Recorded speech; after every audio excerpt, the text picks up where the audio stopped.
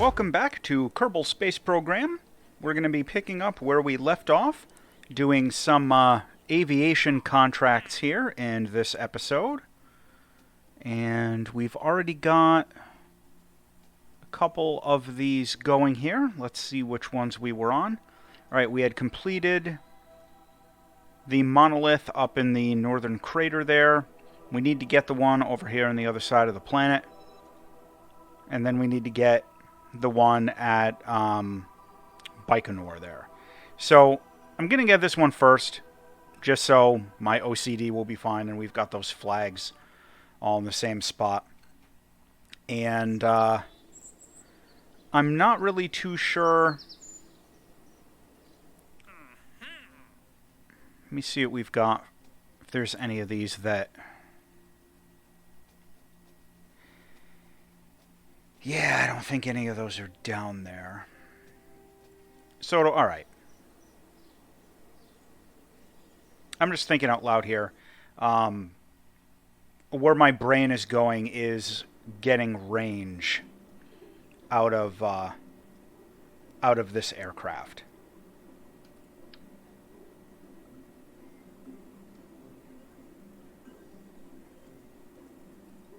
Because range is absolutely a thing. And I don't have the fuel lines yet. So that is definitely a little bit of an issue.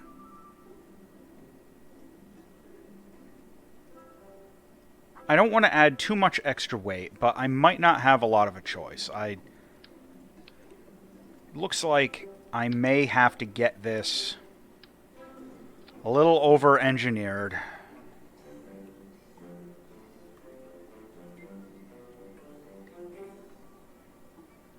So we're going to put in some extra wings, and the reason for that is literally just to get the extra lift.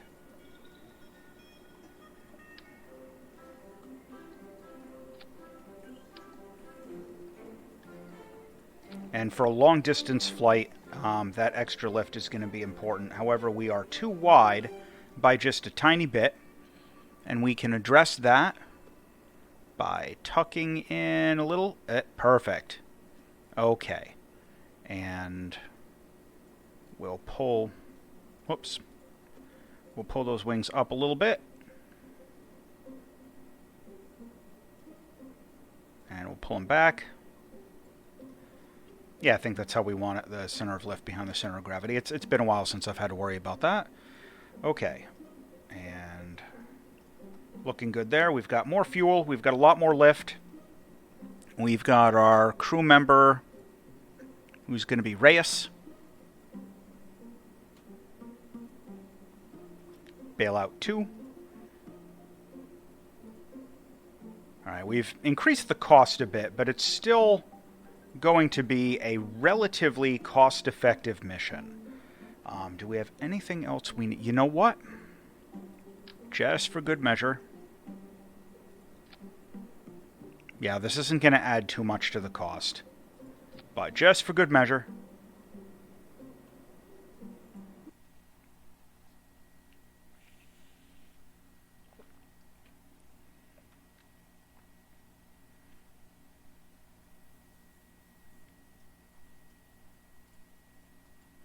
And this is going to be a bit of a longer flight.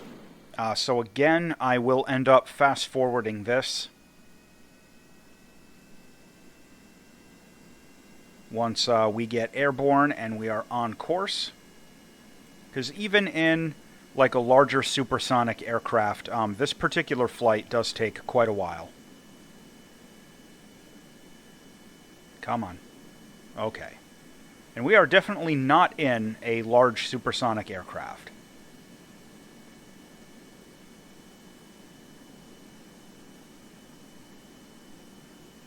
And this is quite likely to be... Well, it won't be the longest individual flight. Because I think the longest individual flight is going to be to this, the crash site, and maybe to discover a couple of those extra, like, launching pads. but this will definitely be a very long-range one.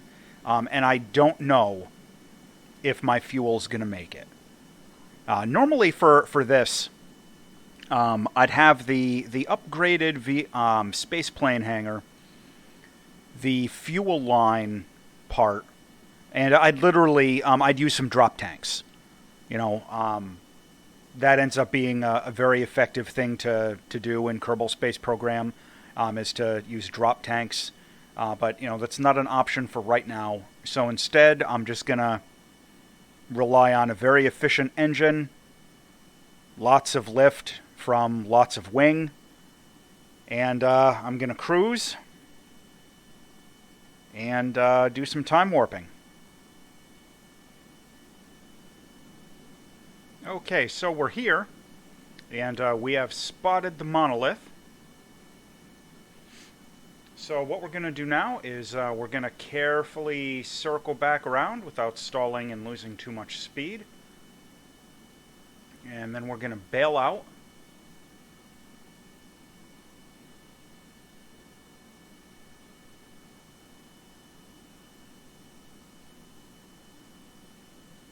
Okay. And apologize for the skipping there. That's going to be one of the longer ones. Once I get a little bit further into the tech tree, and I can make some faster aircraft, the aviation flights are a lot quicker.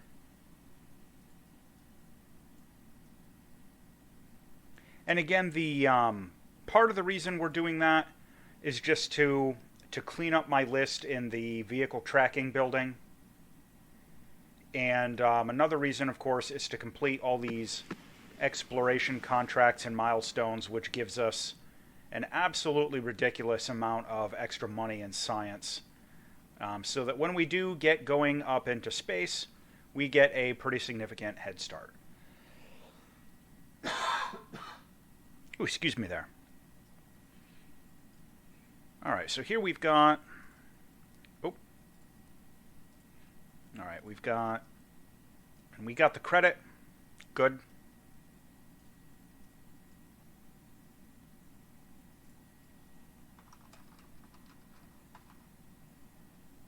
And we'll call that TMA3. It's the transmagnetic anomaly, I believe, is what they're using that acronym for.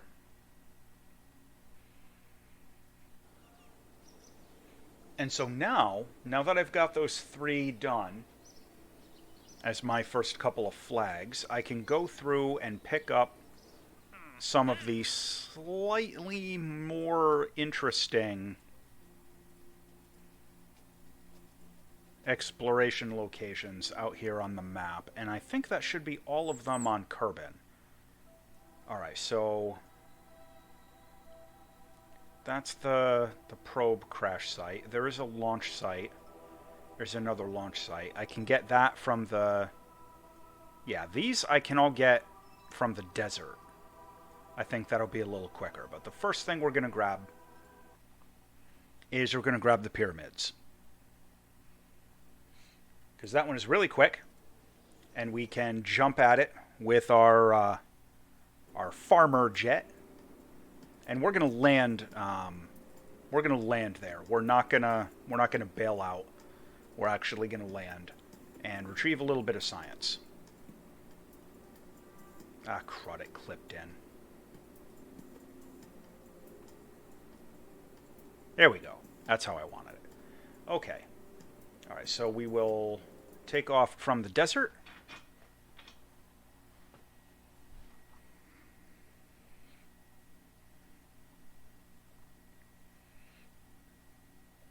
And the pyramids on Kerbin are very close to the desert airfield here.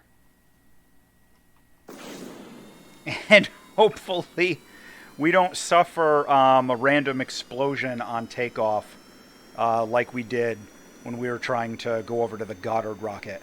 Again, the narrow undercarriage on our... Uh-oh. Woo! Okay. The narrow undercarriage on our MiG-9... On our farmer jet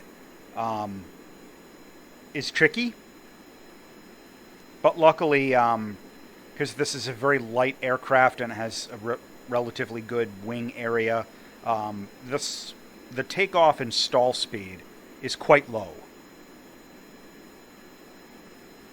So this one we don't really have to bother to speed up. The pyramids are literally right over on the other side of these mountains.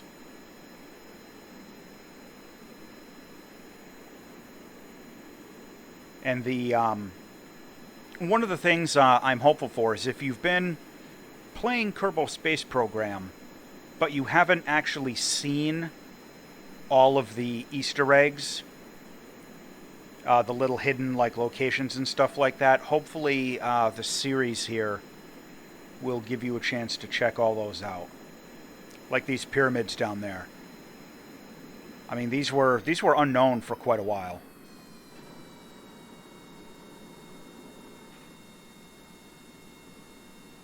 And that desert launch site wasn't always in the game. You know, those extra launch sites were fairly recent additions. And I say recent, I mean, I'm dating myself when I say that.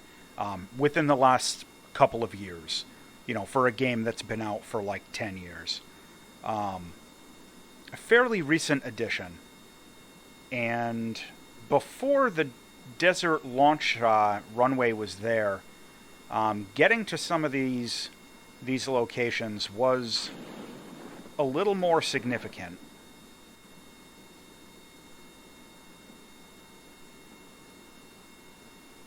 Okay.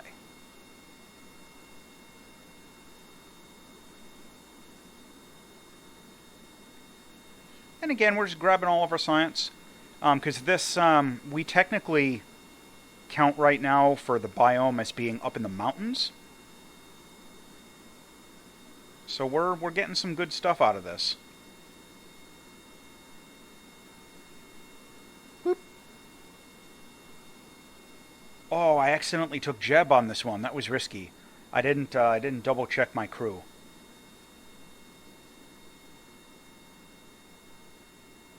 So we'll go over and we'll plant a flag kind of near the base of this little statue so we can check that out in the future if we ever wanted.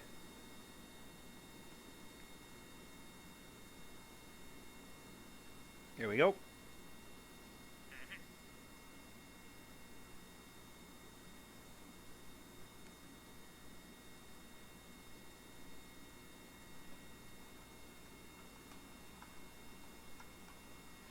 Pyramids on Kerbin. Okay, we'll recover that. Then we're going to go in and recover our little jet and use that again.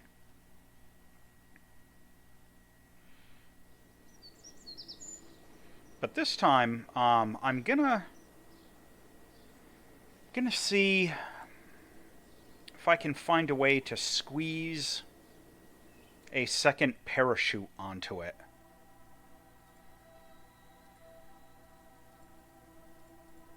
Because what I want to do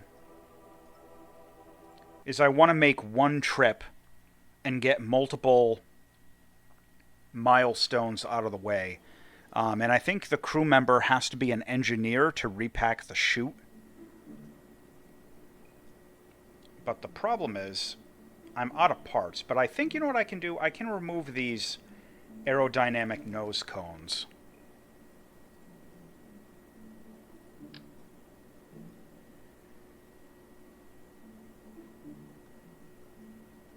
This is going to be pretty ghetto.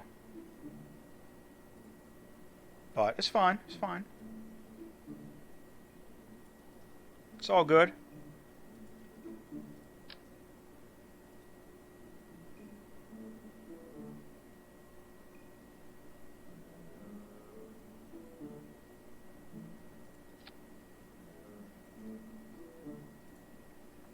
We'll reposition that a little bit.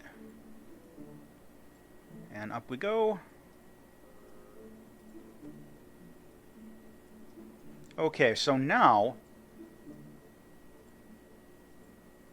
we have 3 landings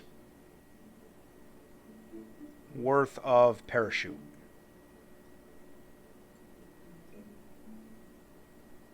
So presuming the fuel holds out, we have 3 landings worth of parachute.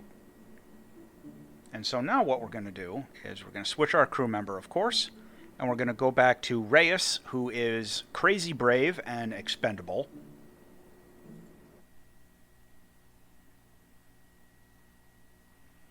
And I don't know how the range is going to be. So we'll find out here. I'm going to try and make a trip north and get the flag planted at Baikonur, tag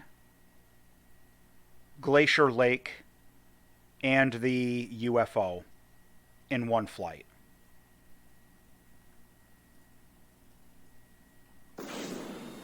So we'll see what we get out of that. I have no idea if I'm going to have the range on one fuel tank. Whoop, whoop, whoop, whoop, whoop. Uh-oh. Taking this one off is always a little tricky. Okay. Alright, that worked. Alright, we're good. We're good.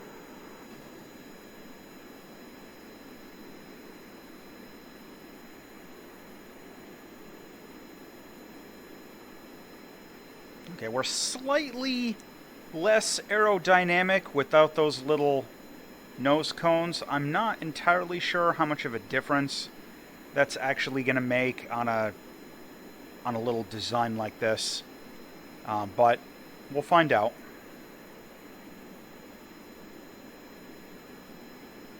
And of course, the landing is going to be important. I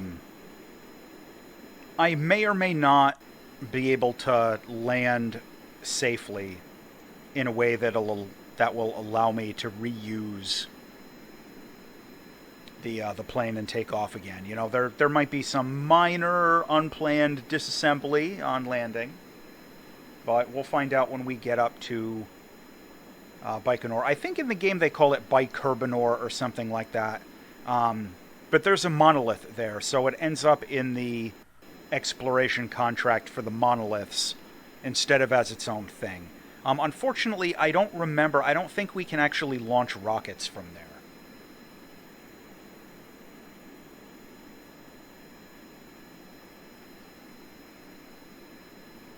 But we'll find out. And again, I haven't done a career save of Kerbal Space Program where I've actually gone through and tagged all this stuff in quite a while.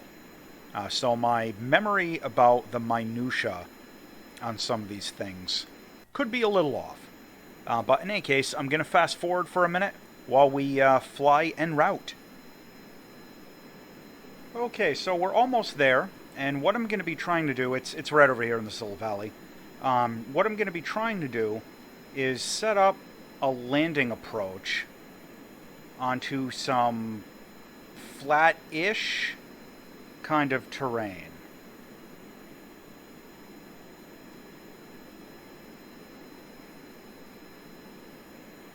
And we'll see how that goes. I'm going to reduce throttle a bit.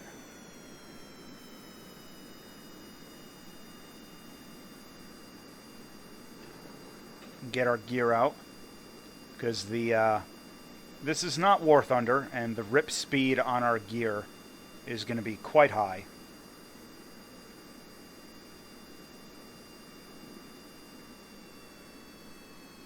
All right. So I want to get a landing in a spot that's close enough to this little ridge right where I've got the mouse, because that's where I'm going to want to plant the flag, but also lined up in such a way that I've got room to take off.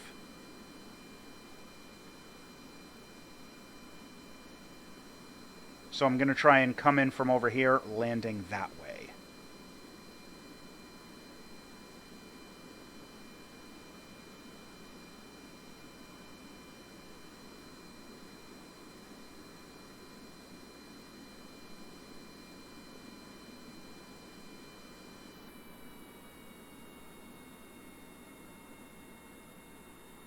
Alright, and whoa. This terrain is a little bit bumpy, so this could get a little hairy.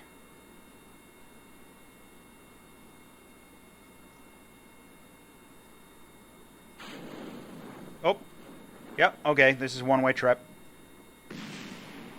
Alright, one-way trip. Lost her wings. That happens. No big deal. And yet we're in the mountains, so we've already got most of this science. So we've got some diminishing returns, and that's fine, that's fine.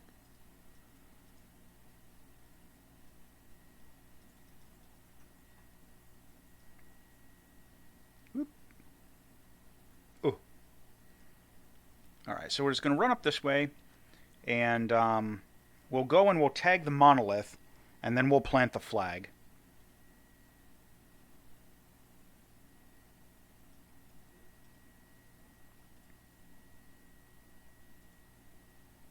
Yeah, and I think that this counts as its own biome, but I don't remember how to spell it. So I'm going to be doing the EVA report.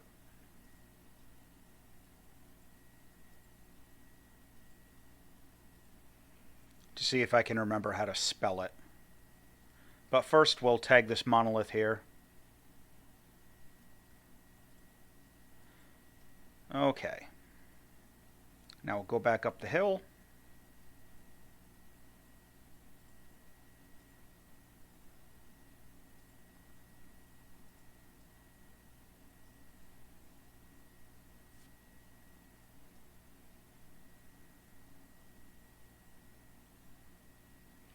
Yeah, and I don't think I can actually launch from here.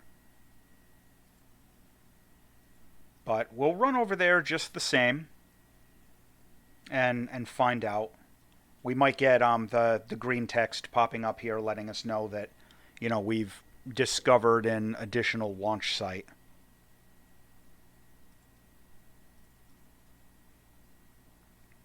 I think we probably would have gotten it by now.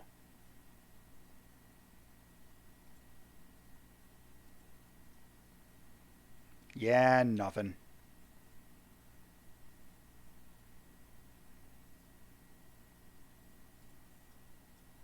Alright, that's fine. So I'm just going to go back up there and plant the flag on that little peak so that it's got visibility over the whole area. If we ever wanted to come back and look at that. My poor jet lost its wings. But that's the downside of that little particular design. It has a very narrow undercarriage.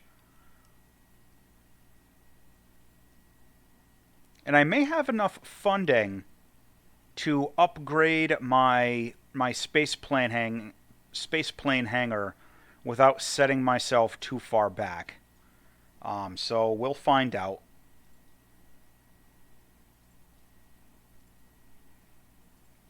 Alright, and we'll call this Old KSC. Because these are the buildings from like the earlier version of the game.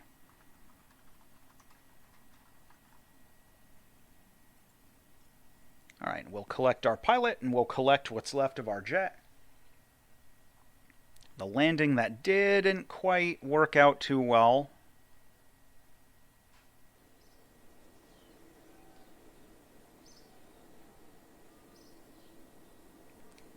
Gotta love all the loading screens.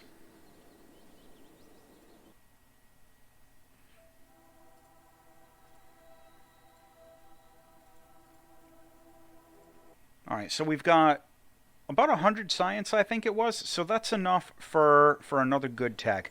Alright, okay, we're doing okay for money. So I'm going to feel safer upgrading that and getting the 255 parts. That'll be a big help. Now, this is also a thing to get that external fuel duct. But at the same time, advanced construction is really important to get the fairings. But I don't need those till I'm actually going up into space. And I think I'll be able to get, yeah, the rocket-assisted, I use these as rocket-assisted takeoff pods. Those are very nice. I think I'm going to have enough opportunity to get more science, to get 90 more. So I'm just gonna go with that to unlock the fuel line. Make sure I don't have any other available exploration contracts I needed to get. Yeah, so that drained quite a bit of money, but it was an important amount of money, important stuff to get. So now our next aviation design is going to be a little bit longer range. Now that we have 255 parts to work with, and our dimensions can be a little bit more generous. Oh, you know what? I think, yep. We can even do some fuel up in the nose now. So that is a thing. And we can do a couple of these.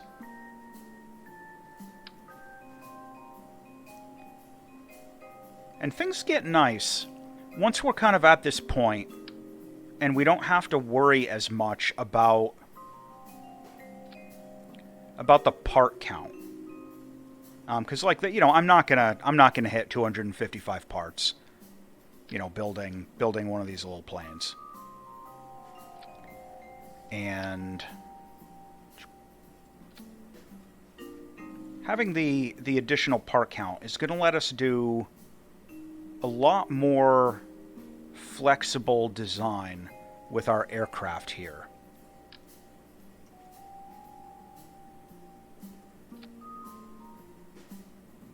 And I think we also have... Yes. Okay, so we've got groups now. So what I like to do is I'm going to use the action group for cabin lights to collect all science. So we don't have our numbered action groups yet, like, 1, 2, 3, 4, whatever. Oh, no, actually we do. Look at that. I didn't think those came into level 3, but we'll take it. All right. I stand corrected. I'm clearly a moron.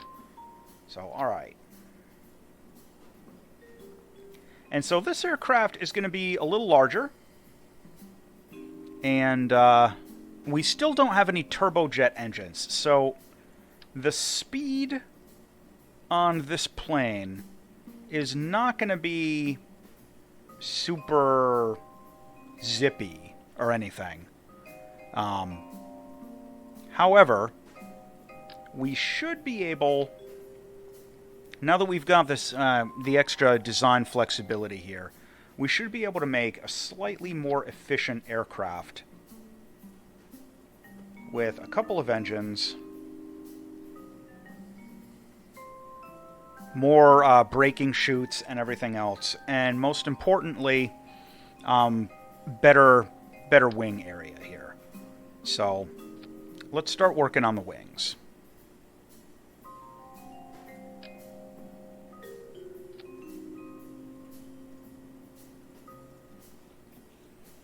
All right, should get our weight and balance going.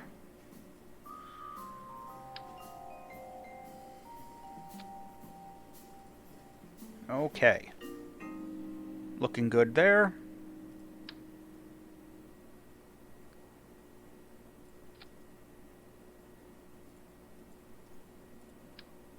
And we're going to add in these extra little control surfaces, just because we can.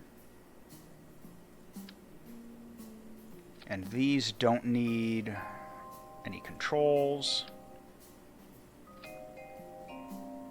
Okay. And back here.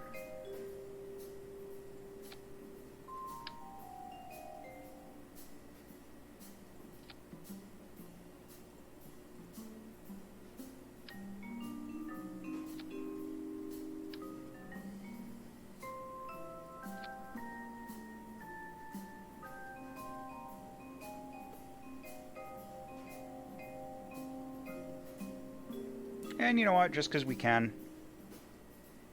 we'll sweep the tail back just a tiny bit. Alright. Alright, that looks good. So, now our next step is going to be some engine pods.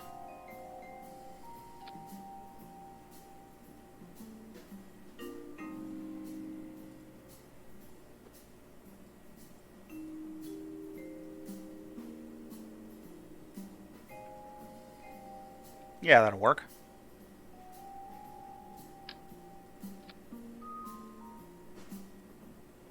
And get our turbojet and our turbofan engines going.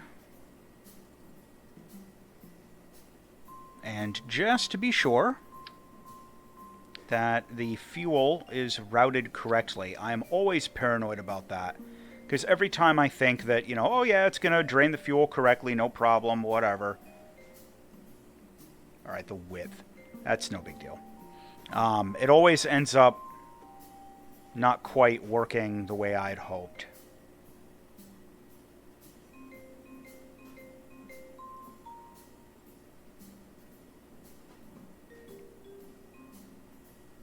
Perfect. Alright, we have a little bit of mass left, so that's good. But before that, let's make sure our landing gear is all situated.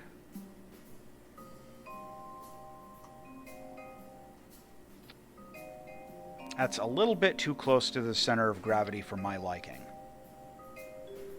But I'm worried that being down here...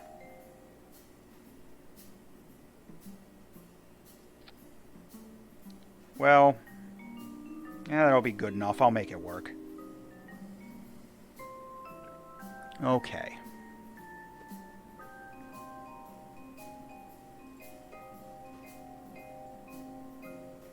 There. Close enough for Kerbal work.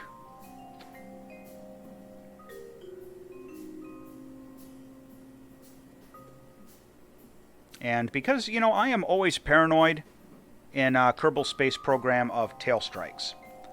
So you'll find that I really like to do this. To put a retractable wheel, an extra fourth wheel, like down under the tail, just to try and give a little extra protection against tail strikes.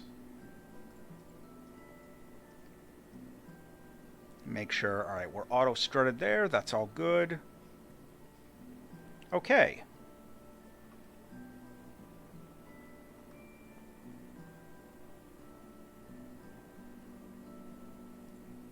Not really much of a brewer, but we'll call it that, just for lack of anything else that looks even vaguely similar to this for an aircraft design. What do we have for... Alright, we've got about 4 tons of mass. That'll be enough, I think, for a couple of drop tanks.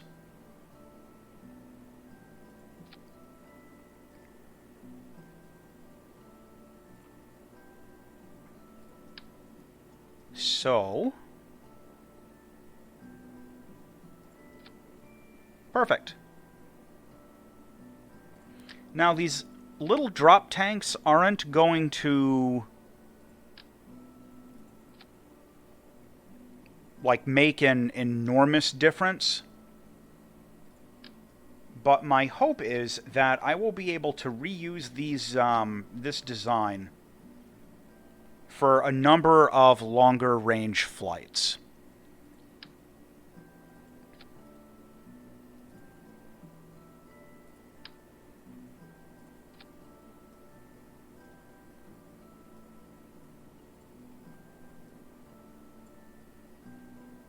Perfect.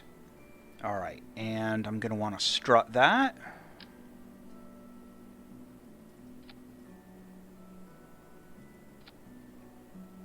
Good. Okay.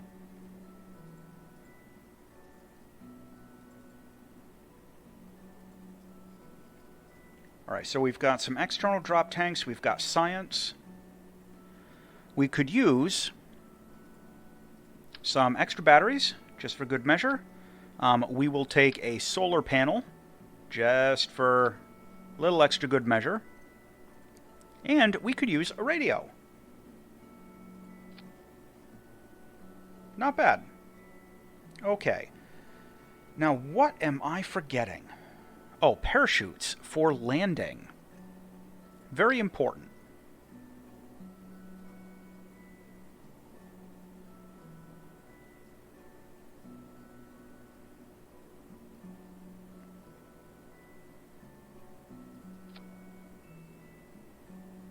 Yeah, it won't, this won't look pretty. But it'll be functional. And that is, for me at least, by far the most important consideration.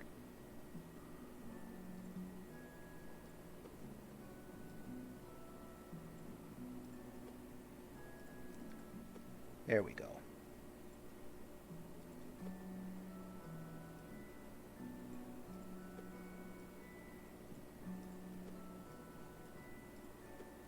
And we'll turn those in a little bit just to try and make them match the contour.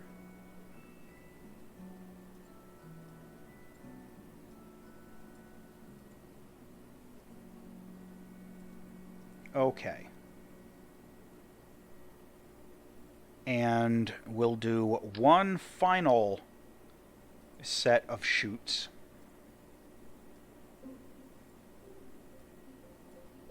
Alright, so we have an enormous amount of reusability out of this plane. Now, the big question, of course, is will it fly? And will it fly well? So,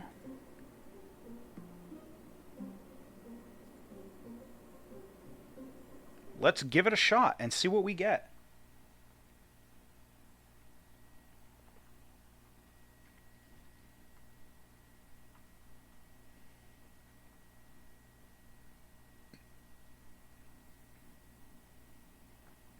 Yeah, see, that, already having that tail wheel came in handy. Alright, so where are we going? First, let's go tag... Alright, we'll do the crater.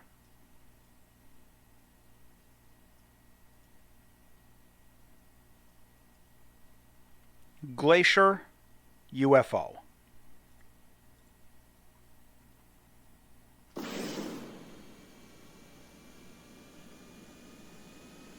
And to monitor the fuel in our drop tanks, I'm literally just gonna... Whoa, whoa, uh-oh. Ooh. That was close.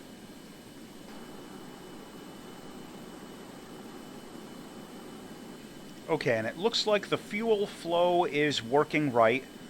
We are draining the drop tanks before anything else. Alright, so that's good news.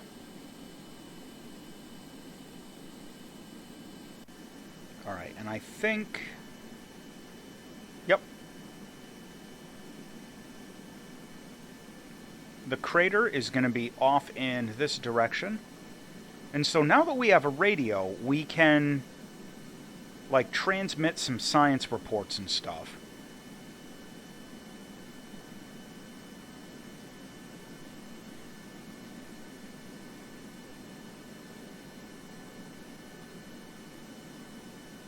And look at that, we transferred the science into the pod, so that's perfect. Okay. And our flying speed isn't too bad. I mean, this plane seems to be working okay so far. Famous last words.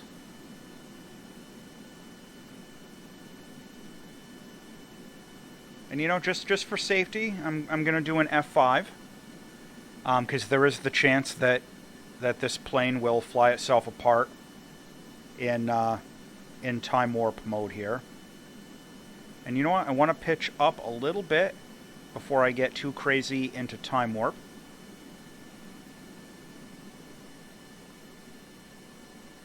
Alright, so this is going to be another slightly long flight. And I will speed this up. Okay, so we have just about reached our first waypoint, which is going to be our crater launch site here that we're going to discover. And incidentally, this is about where we're going to jettison our drop tanks. They've gotten us this far, which is turning out to be pretty good. That worked very well. And as a matter of fact, this aircraft design, this plane is exceeding my expectations. I think that this basic design with the drop tanks and the twin engines and everything, is going to work extremely well. There's the launch site down here.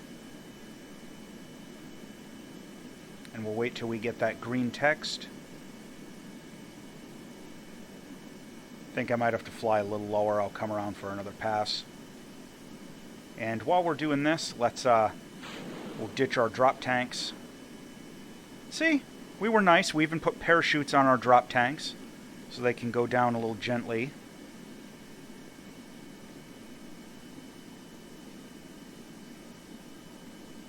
Farewell, drop tanks. We barely knew you.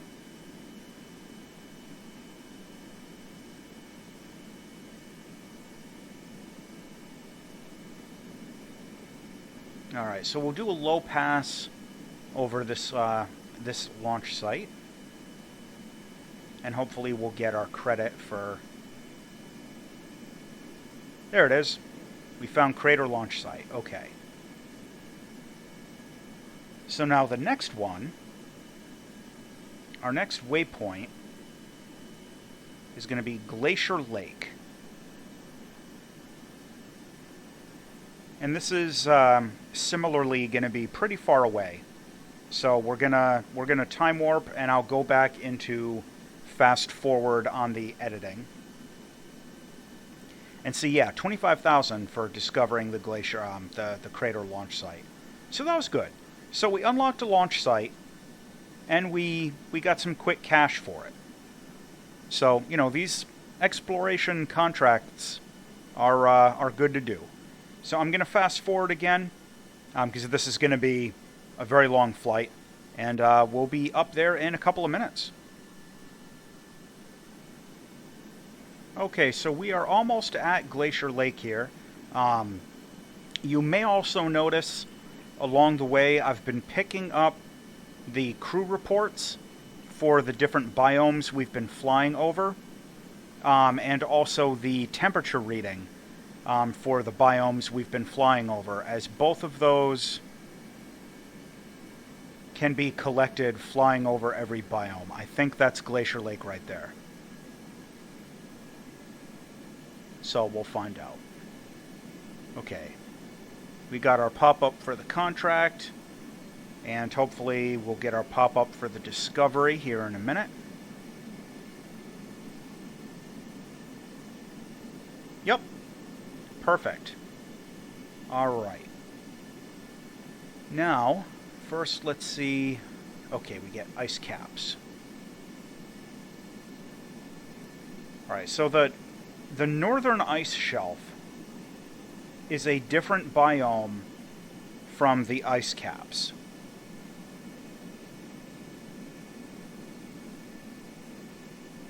That's what I wanted. Alright.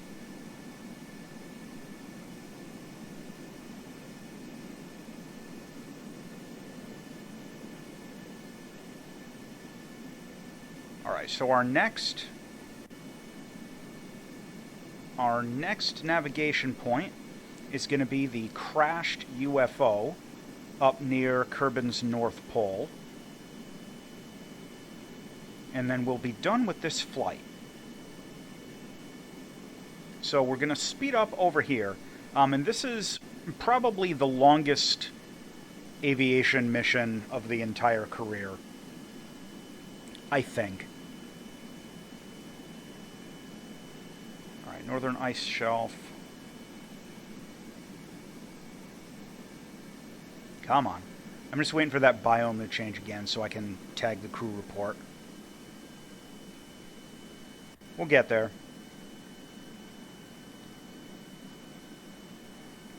Yeah, and I was doing some thinking while I was flying and time warping. What I think I'm going to do is I'm going to try and finish up all of the rest of the aviation missions in this episode. And it might just go a little bit longer, and I'll just do some chopping in editing. And that way, for episode 3, we will finally be getting into space and actually doing stuff up there. But I realize it kind of makes the series and the career modes start a little bit slower, slower paced, but I do like to get all of the stuff on Kerbin done before I really start doing the space exploration. Once we get towards the end of like the second level of the tech tree, and we have a whole bunch more science experiments unlocked, I might do a few more flights to collect like the gravity experiment and stuff like that from a few different biomes.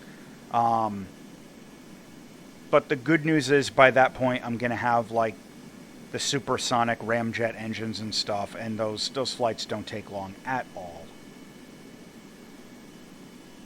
So we're cruising pretty good, and this airplane design, I actually really like this. I mean, it looks pretty good, and that's super important.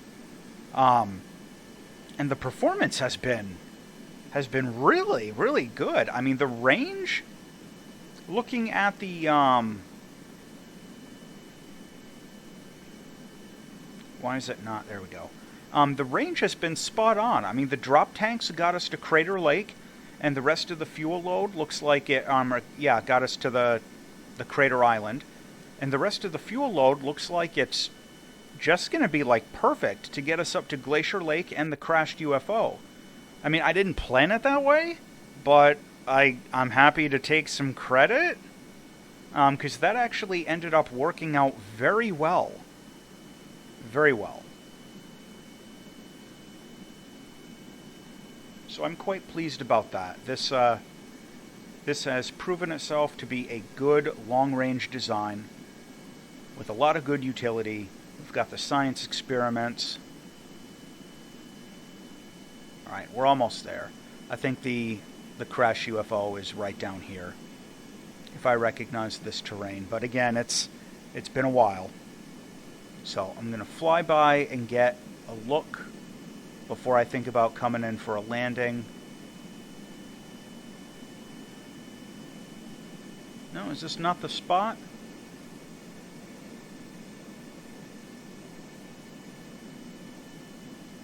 I should still have the waypoint tagged. Okay. Oh no, I overflew it. It's over there. Alright, yeah, this looks familiar. I normally approach from Kerbal Space Center, which is from this direction. Yeah, there it is, right there. All right.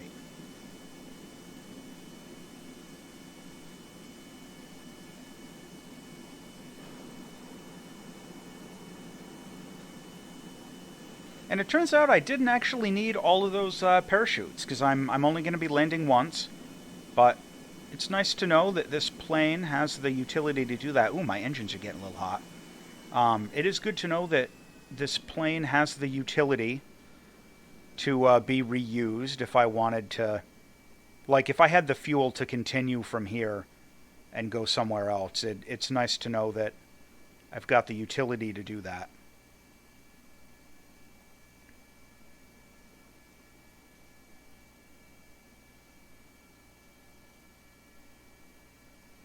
All right, whoa, uh-oh. Uh-oh. Okay. Whoa. All right.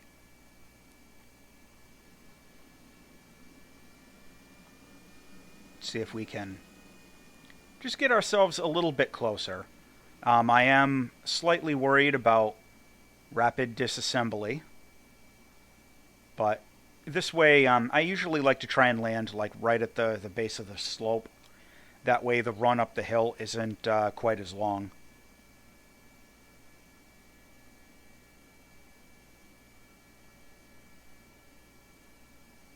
Yeah, right about here should be fine. And we'll turn off our engines. Oh. We'll turn off our engines just for good measure. And we'll grab some science, because we're here.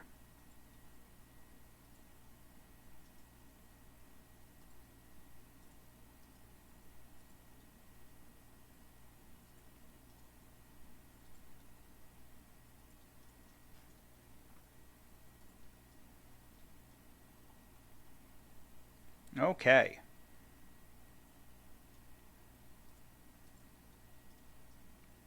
Now we'll go tag our crashed UFO.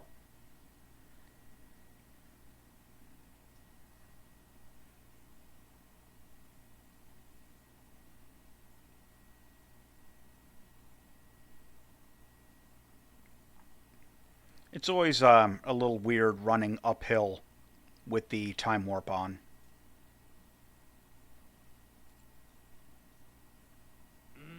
Doesn't look like it came from Kerbin.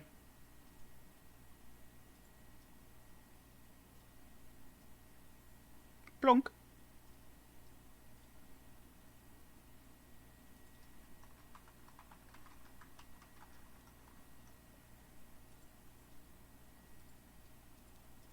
Alright, did we get... Alright, we got the Glacier Lake contract. We got the Arctic crash site contract. Good.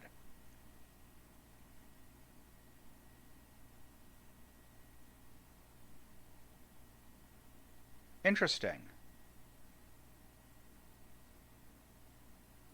Oh, that's the Sputnik wreck. Okay. That makes a little bit more sense.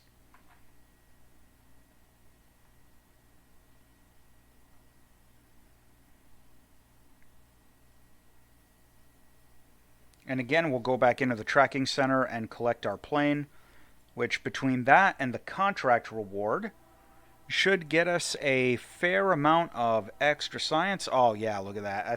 That's what we like to see. So we're going to go right in and pick up advanced construction. Perfect. Okay. No other extra contracts to get yet, I don't think. I'm just going to decline out a bunch of these randomly generated ones to make sure. Alright. So, what is next? Alright, none of these, this stuff all doesn't matter. Those all just surveys. Alright, I got to tag this last launch site.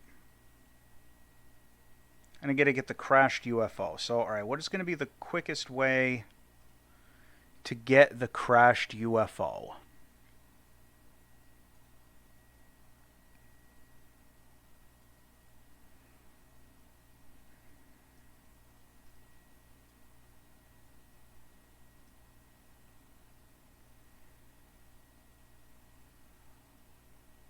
Well, the desert will be quickest to grab Mahi Mahi. No question about that. And I think... Yeah, I don't think I can launch a plane from there. And I don't think I'm going to be able to launch a plane from Mahi Mahi. But just in case, we'll load up our Brewer plane again.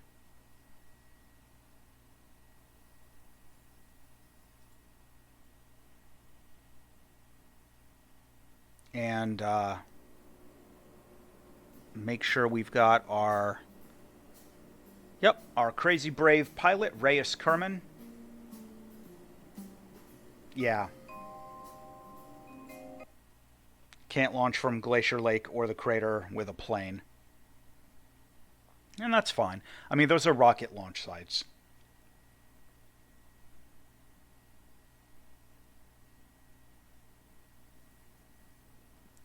Alright, so what we're going to do here is we're going to go south down to Mahi Mahi.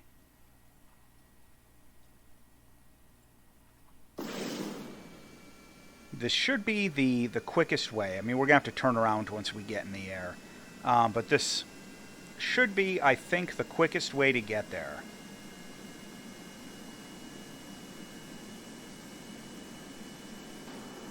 Oh, I love these low takeoff speeds. Oh, you know, I didn't have that while flying at Kerbin. I was just curious if I had bothered to get that, and I had not. Okay, well, that's cool. Alright, so let's turn around and figure out where we're going. I think we're just going to be going like due south. Yep, pretty much due south.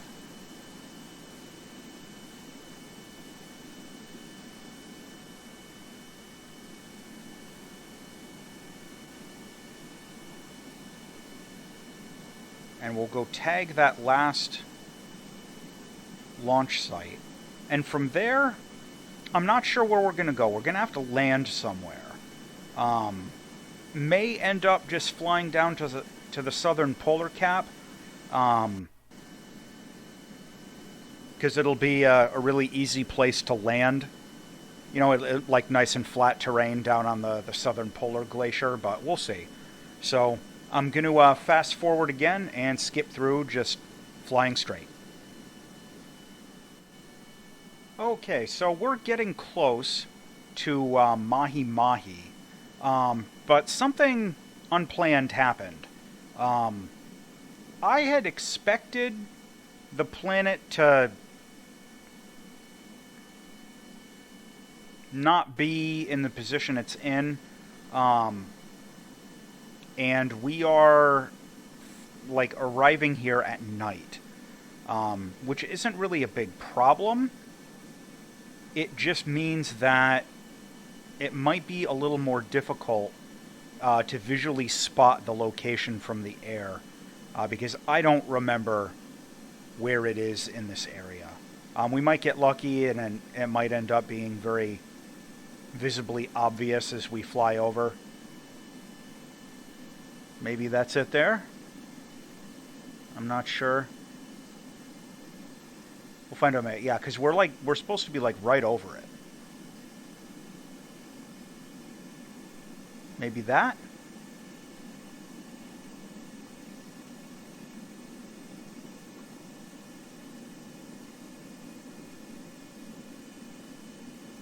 No?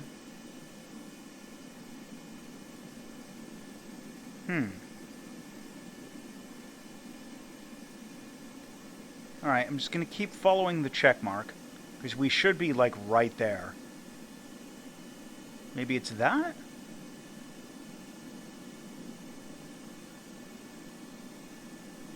Or are these just, like, trees? Yeah, they're just trees.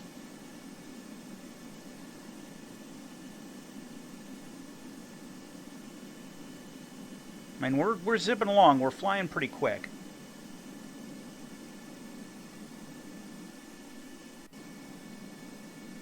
Maybe it's this? Nope. It's got to be here somewhere.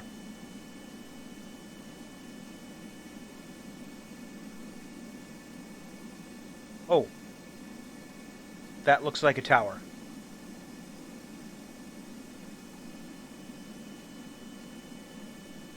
Perfect.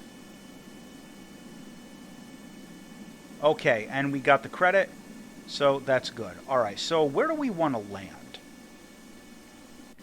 I am thinking the South Pole.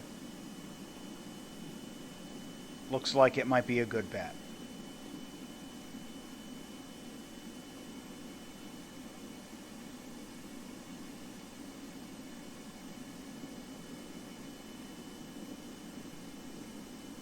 So I think this should be south.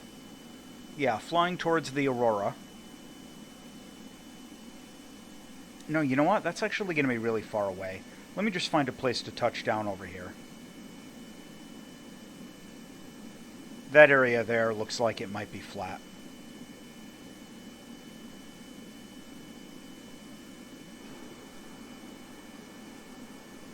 We've got landing lights, so it won't be the end of the world.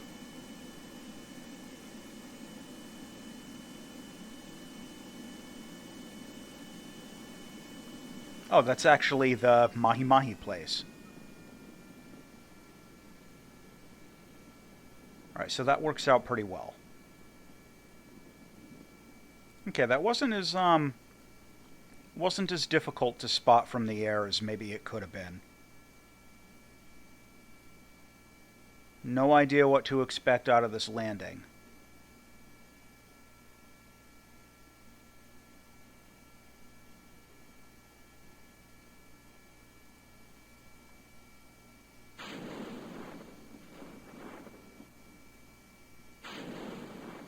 Get all these brake chutes going.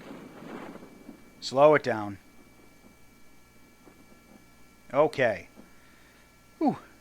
Alright, that worked out about as good as can be expected. Can we get any diminishing returns out of the science here? Not really. Because this is, it's on the shores biome.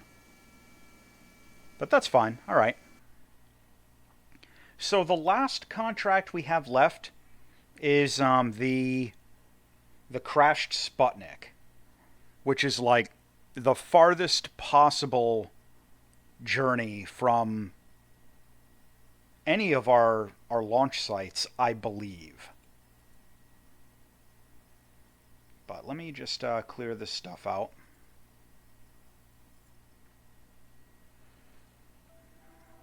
Okay, so here's where we're going. The desert launch site is here, like right on the Terminator. And that's also pretty close to right on the Terminator. Is that? Yeah. That's pretty close to right on the Terminator. But Kerbal Space Center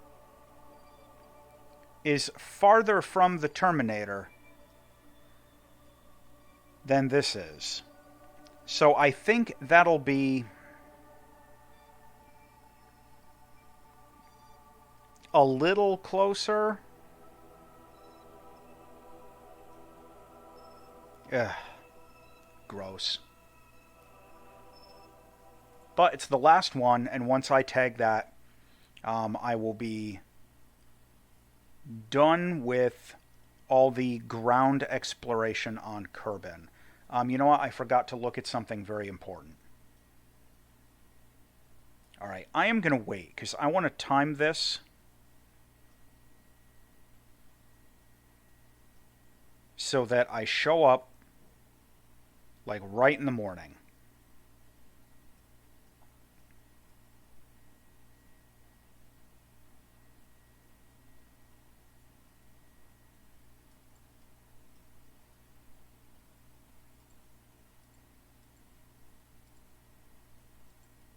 Okay. Oh, and yeah, you know what? These almost look equidistant. But looking at it from this distance, from this angle, the desert launch site might be a tiny bit closer. Of course, if I really wanted to go Kerbal, I'd try to find a way to launch a plane out of Glacier Lake with like a vertical launch or some nonsense. But I'm not going to do that. I'll just go out of the desert.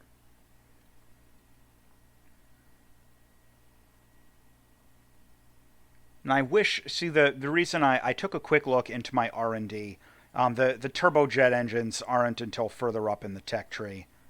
So that's a thing. But the good news is,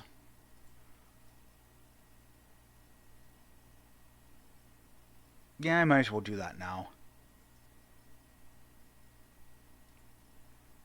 Because I'm going to be launching some decent rockets when the time comes. But anyway, let's get this out of the way, and we will close out the episode. All right, last Reyes Kerman, and we are going again from the desert airfield. And this time we're going to be flying towards the nighttime Terminator.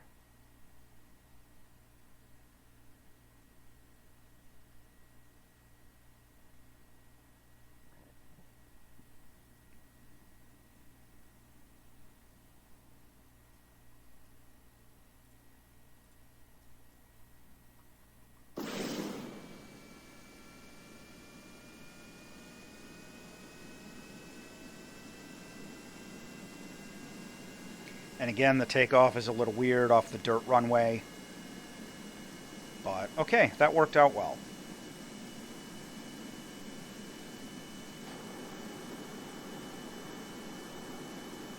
I think we're going to be going this way. I really hope. Yes.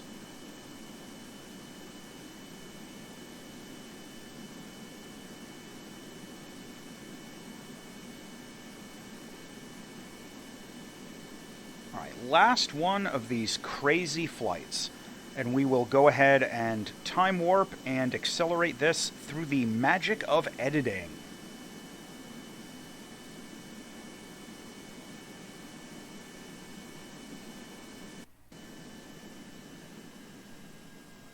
Okay, so something I'm going to do through the magic of editing, we're almost there. I am actually going to land here. We are in a biome called the Badlands. This is a biome of Kerbin that only exists on like the far side of the planet. And it is extremely unlikely that I am going to be back this way for a long time.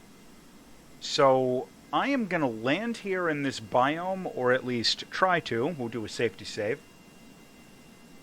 So that I can collect some science before I move on. And you'll forgive me if I screw up this landing. I will probably reload the F9 off of that quick save, just because the absolutely ridiculous amount of time involved. And that should be the only time I really cheat here.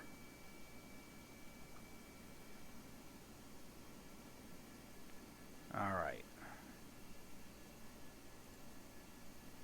Change our altimeter to AGL. Our throttle is all the way off. Our brakes are on. We're slowing down.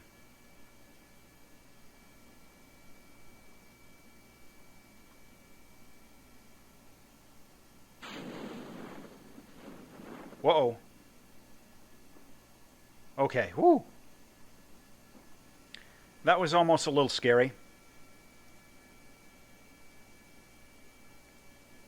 So we're going to grab a whole bunch of this science that I probably won't get the opportunity for quite a while. If at all again in this career save. I had honestly completely forgotten that the Badlands were over in this area, but I noticed a minute ago that I was flying over it, and I was like, okay, it's worth this stop.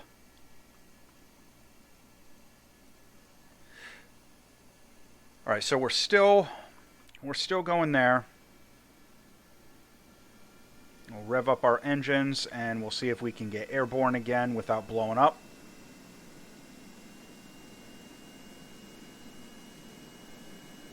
Okay, that actually worked out pretty well. Because I don't remember what biome the crashed Sputnik is in. But looking at the map, it's in a crater, so I am suspecting that is going to be the mountain biome.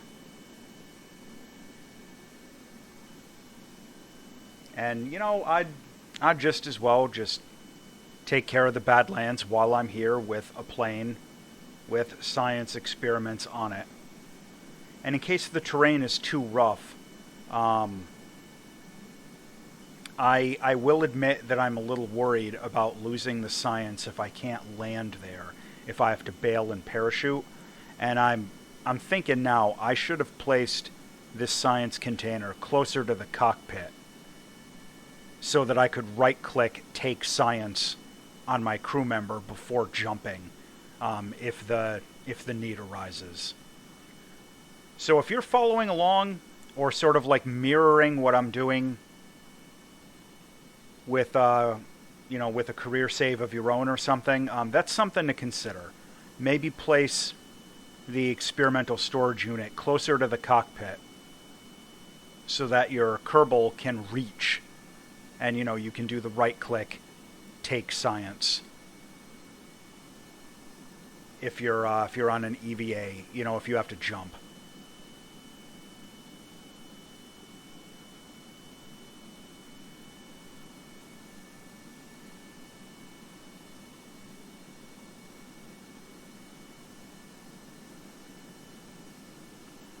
Oh, yeah, look. That's... We're, like, right over it now. It's going to be down here. Oh, gross. Alright, let me fly around and see if I can spot the location visually before I determine if landing is possible. Because I really don't want to lose all that science I just collected. This could be, and we'll do a safety save, because this could be difficult. Alright, it says we're flying right towards it. It might be that pixel right there.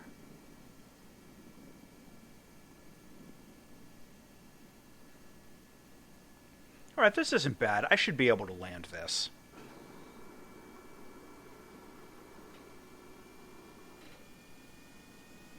And if I have to just get out and walk for a minute, I'll do it that way. That's fine.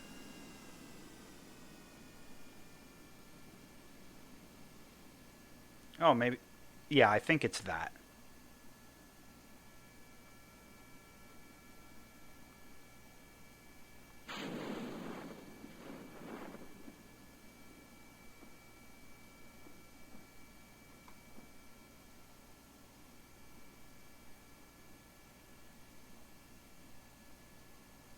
And I'll see if I can at least turn us so that we're facing in the direction and we know where to go.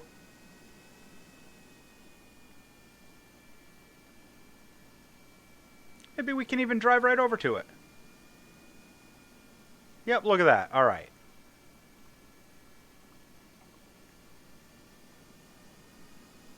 So that is our last Easter egg on Kerbin. And we're in the mountains. I don't know if I've gotten... Yeah. So, some diminishing returns. That's fine.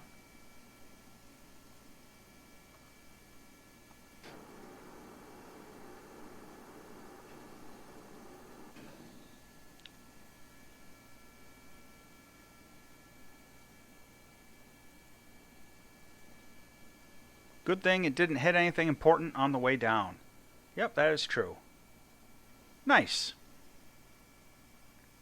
And I can't read Russian. So if anybody speaks Russian, please feel free to tell me what that says in the comments. Yep, that means nothing to me. Alright, well, we're going to plant a flag. Oh, you know, alright. We're going to plant a flag.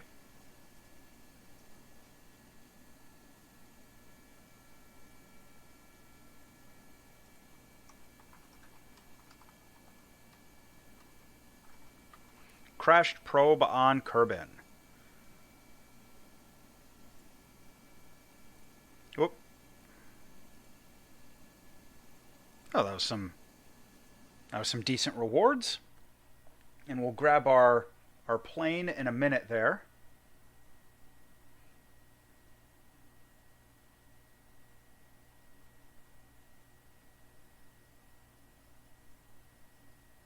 Come on. There we go. All right. Now we'll recover our landed aircraft. Nice, it got us over 100 again. All right. So we've got... I'm pretty sure this is all of the Easter eggs on Kerbin. We got all 3 of the monoliths that are not right outside of KSC. We got the pyramids, we got Baikonur with the monolith, we got the crashed UFO, and we got the crashed probe. And we did the Goddard rocket at the desert site, and we unlocked the other launch pads. So I think we are done with Planet Kerbin. So in the next episode, we will get started on orbital spaceflight. And that's where some of the fun begins. But before that, the last thing I'm going to do... Alright, this is all... Yeah, it's all surface experiments. That's the 2-man pods. And some of this other stuff.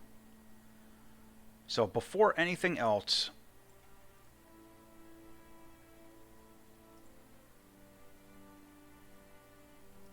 Yeah. I'll go for propulsion systems. All right. So, with that, I'm going to call it an episode. So, as always, thanks for watching.